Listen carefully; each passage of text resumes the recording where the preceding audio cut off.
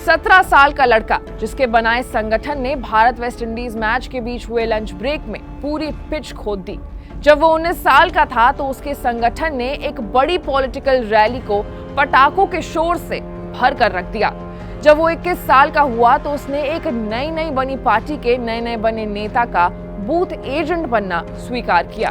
और जब वो 22 का होने वाला था तो उससे पहले ही वो एक खूंखार आतंकवादी संगठन का हिस्सा हो गया। अब जब वो लड़का अपनी अधेड़ अवस्था में पहुंच गया है, अब जब उसकी उम्र 56 साल की है तो उसे अदालत ने आतंकी गतिविधियों का दोषी मानते हुए उम्र कैद की सजा सुनाई है। नमस्कार, मेरा नाम है आशीष सिंह और आप देख रहे हैं अनकट। आज बात उस यासीन मलिक की जिसे नेशनल इन्वेस्टिगेटिंग एजेंसी की स्पेशल कोर्ट ने उम्र कैद की सजा सुनाई है। 3 अप्रैल 1966 को श्रीनगर में पैदा हुआ यासीन मलिक को पहली बार 19 साल की उम्र में जेल हुई थी। तब उसने अपने बनाए संगठन ताला पार्टी के लोगों के साथ मिलकर नेशनल कॉन्फ्रेंस की रैली में पटाखे फोड़ दिए थे। तारीख थी 13 जुलाई 1985 और वो पहला मौका था जब यासीन मलिक गिरफ्तार हुआ था। हालांकि इससे पहले भी यासीन मलिक और उसके बनाए संगठन ताला पार्टी के लोगों ने 13 अक्टूबर 1983 को जम्मू कश्मीर में चल रहे भारत वेस्ट इंडीज के बीच चल रहे इस मैच में पूरी पिच को खोद दी थी। उसमें यासीन तो नहीं, लेकिन उसके 12 साथी गिरफ्तार हुए थे जिन्हें बाद में सबूतों के अभाव के कारण रिहा कर दिया गया था। 1987 में जब जम्मू कश्मीर में विधानसभा चुनाव होने थे तो कभी एक दूसरे की धूर विरोधी रही नेशनल कॉन्फ्रेंस और कांग्रेस ने हाथ मिला लिया, जिसके खिलाफ पूरे जम्मू कश्मीर में गुस्सा था।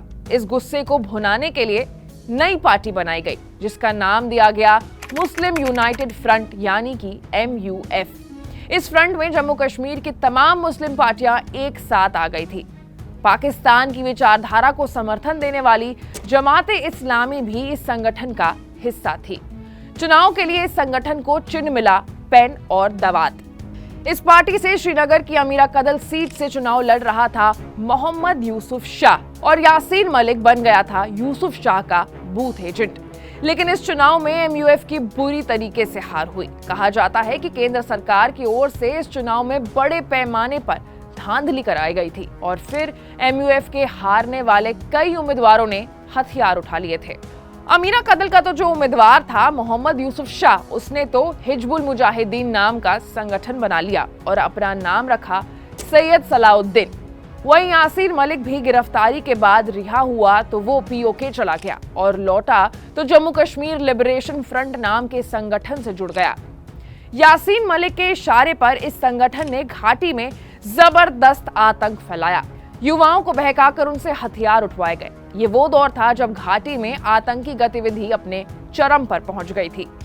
इसके बाद तो यासीन ने कई कारनामे किए, कई बार गिरफ्तार हुआ, कई बार रिहा हुआ, कई आतंकी घटनाओं में उसका नाम भी आया, कई बार सबूतों के अभाव में बरी भी हुआ। लेकिन साल 2017 में नेशनल इन्वेस्टिगेशन एजेंसी यानी NIA ने यासीन मलिक पर जो केस दर्ज किया वो यासीन मलिक के लिए गले का कांटा बन गया था।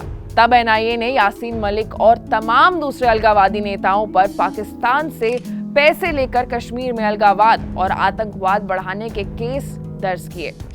19 मई 2022 को NIA कोर्ट ने यासीन मलिक को इस केस का दोषी करार दिया और फिर 25 मई को यासीन मलिक पर गैर कानूनी गतिविधि रोकथाम UAPA की धारा 16, धारा 17 आतंकी फंडिंग, धारा 18 आतंकी गतिविधि की साजिश और धारा 20 आतंकी गिरोह या संगठन का सदस्य होना सहित IPC की धारा 120B और 124A का दोषी करार देते हुए उम्र कैद की सजा सुनाई गई।